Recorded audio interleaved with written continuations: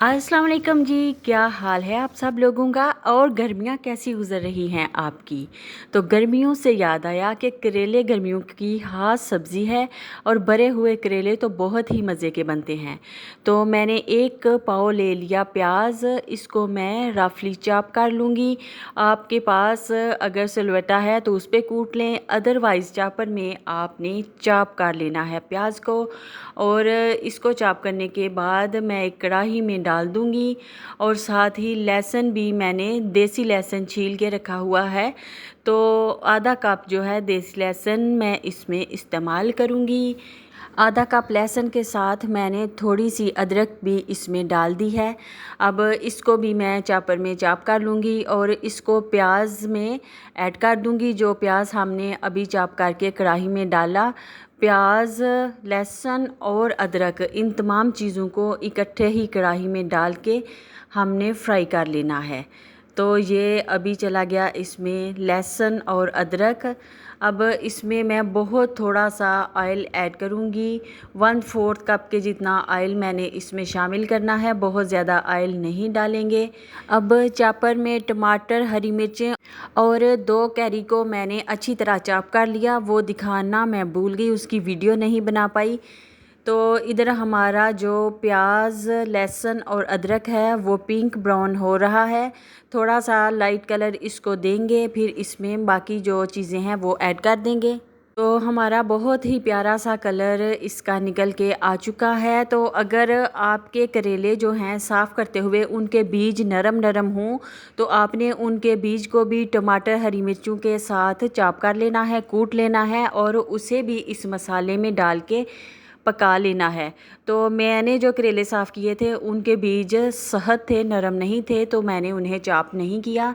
तो ये है वो मिक्सचर, टमाटर, हरी मिर्चें और इसमें 2 हरी अम्बियाँ जो हैं वो भी मैंने चॉप की हुई हैं। इससे मसाला जो है वो बहुत ही मज़ेदार कमाल का बनता है।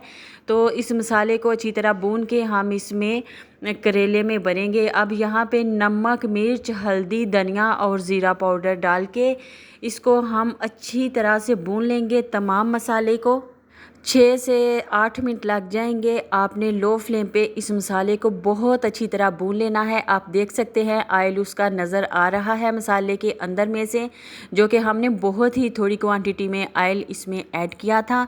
तो मसाला हमारा जो है वो उसकी ज़बरदस्त सी बुनाई हो चुकी। अब इसमें गरम मसाला पाउडर मैंने ऐड कर दिया। इसको अच्छी तरह से कर लेंगे मिक्स और फ्लेम जो है उसे कर देंगे ऑफ़। और इसे मसाले को थोड़ा सा ठंडा करने के बाद हम फिर करेले के अंदर जो है इसको भर लेंगे। ये हो गया फ्लेम ऑफ। तो मसाला हमारा माशाल्लाह से डन हो चुका है। अब करेले जो कि मैंने पहले से धो लिए थे ऊपर से और नमक लगा के आधा घंटा इनको छोड़ा, फिर दोबारा से करेले मैंने धो लिए। करेलों की जो ऊपर वाली स्किन है इसे मैंने रिमूव नहीं किया क्योंकि ये बहुत साफ़ सुथरे फ्रेश करेले थे। तो देखिए अंदर से मैंने साफ़ किए हुए हैं, नमक लगा के वॉश किए हुए हैं। तो ये बिल्कुल भी कड़वे करेले नहीं बनने वाले, क्योंकि बच्चे फिर बातें करते हैं कि करेले जो हैं कड़वे हैं। इसलिए मैंने इनको बहुत अच्छी तरह से नमक लगा के वॉश कर लिया। अब इसके अंदर हम करेंगे फिलिंग। जो फिलिंग हमने अभी तैयार की है थोड़ा सा ठंडा कर लें, ऐसा ना हो कि बराई करते हुए आपके हाथ ही जल जाए। तो जी बिस्मिल्लाह करते हैं। पहले करेले में बराई हमने कर ली है, बहुत ही मज़ेदार सी खुशबू आ रही है इस मसाले की। दिल चाहता है कि ऐसे ही खा लें। सारे करेलों के अंदर पहले मैं मसाला भर लूँगी, फिर इनके ऊपर लपेट लूँगी धागा। तो जो धागा आपने करेलों के ऊपर लपेटना है, कोशिश करेंगे वो धागा थोड़ा मोटा होना चाहिए।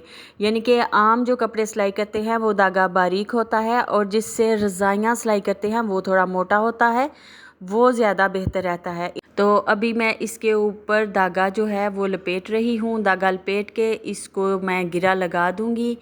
तो माशाल्लाह देखिए बहुत अच्छी तरह से फिलिंग इसकी अंदर हो चुकी है और बाहर बिल्कुल नहीं निकल रही। तो हमारे जो करेले हैं बहुत ही खूबसूरत कलर के, मैंने सारे करेलों के ऊपर धागा जो है वो लपेट लिया है।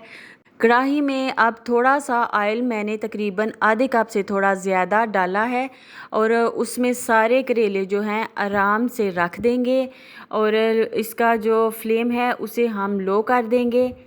तो सारे करेलों को आराम से कढ़ाई के बीच में सेट कर देंगे। 1 किलो करेले थे।